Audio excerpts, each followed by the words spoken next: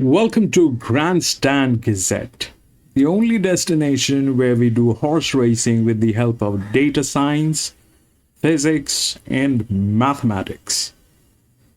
We explain horse racing with the help of numbers, and that's what we do in our channel. Now, today we are going to be talking about the top 3 key factors that need to be considered while do horse racing. Now, the first one out of the top 3 is the past performance.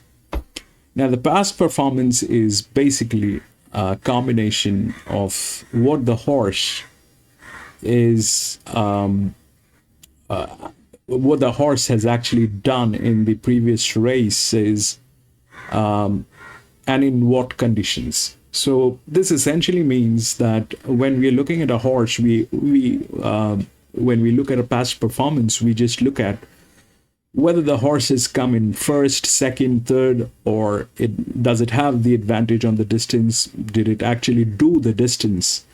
Whether if this is a 1600 meter race, if the horse has actually been to a 1600 meter, and if it actually won that race. Now, that's one way of doing that. The second thing is we also need to understand on what conditions did it win, or in what conditions did it lose. Now, I'm going to be referring to a race card of races that happened at Randwick on 8th of February. These races, they happened at Randwick, Royal Randwick, on 8th of February 2025. Now, this is the first one. It's a benchmark 72 1600 meter. Now, the 6, if we look at that 6 and if we try and understand what exactly that 6 is, or how did it win, the first thing that we need to look at is the past performance.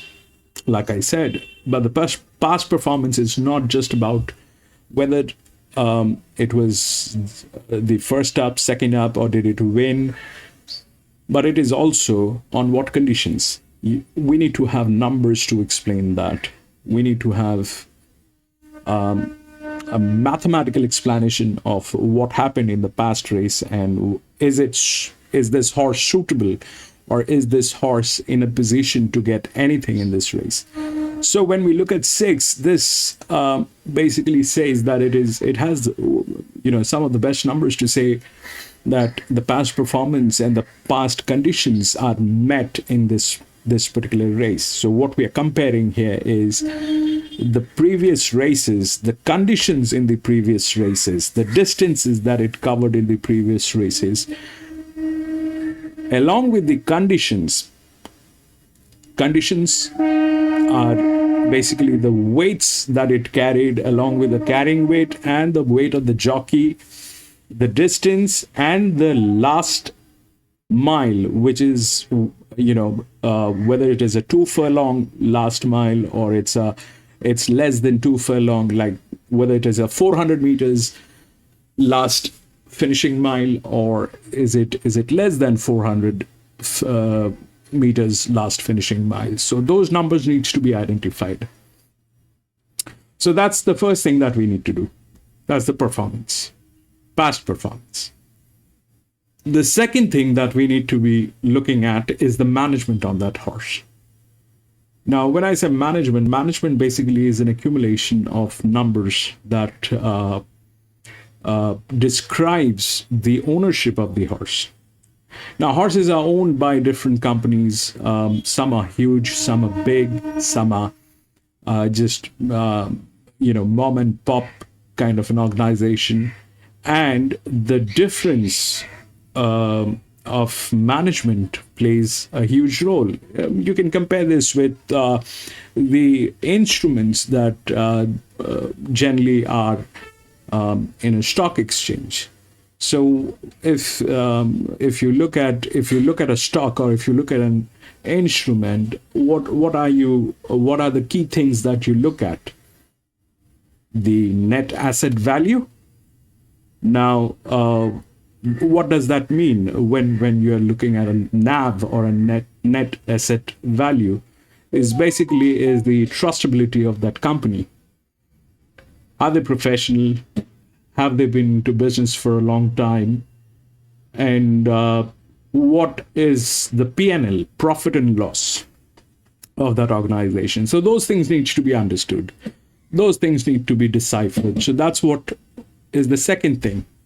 The top-notch management is a top-notch management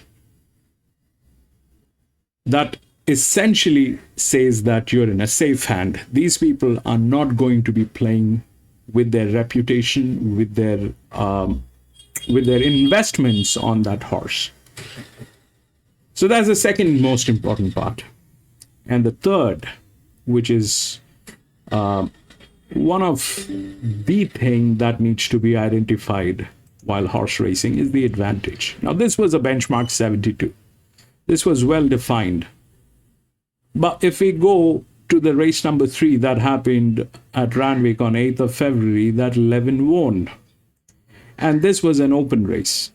An open race is basically a race where there are horses which are not defined properly because they have never been into any races, or they're coming back from a long vacation, or there's something that needs to be addressed.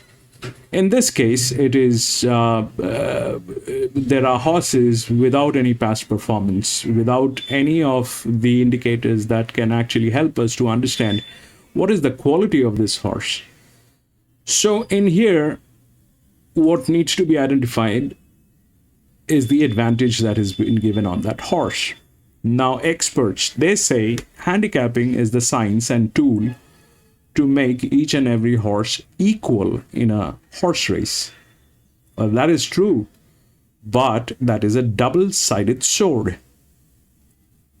If that tool can make each and every horse equal, it can also provide some serious advantage to any particular one. And that happens through handicapping. So when we do look at the races, we need to identify the horses that has the advantage over the others, and why the ones that we actually think are going to win are not going to win. So it's like having a gun, you know. If somebody has a gun, he has the choice of either saving you or killing you. The decision is on the gun holder. So in this case, that 11 was given an advantage out of all the other horses, and that advantage kind of played beautifully. If we look at the results on what happened on race number 3, is that 11 took them down, and that happened because of the handicapping. Now, this is exactly what we do. We try and understand how the handicapping is done. We analyze the races, and then if it is suitable, that is when we bet or put money on horses. Thank you for watching this video. If you like our content, please subscribe to our channel. And if you want to learn how handicapping is done, you can always join the channel. We have a section where you can learn handicapping for racetracks almost all over Australia, Hong Kong. We can help you with that. Thank you very much, and have a great day, gentlemen.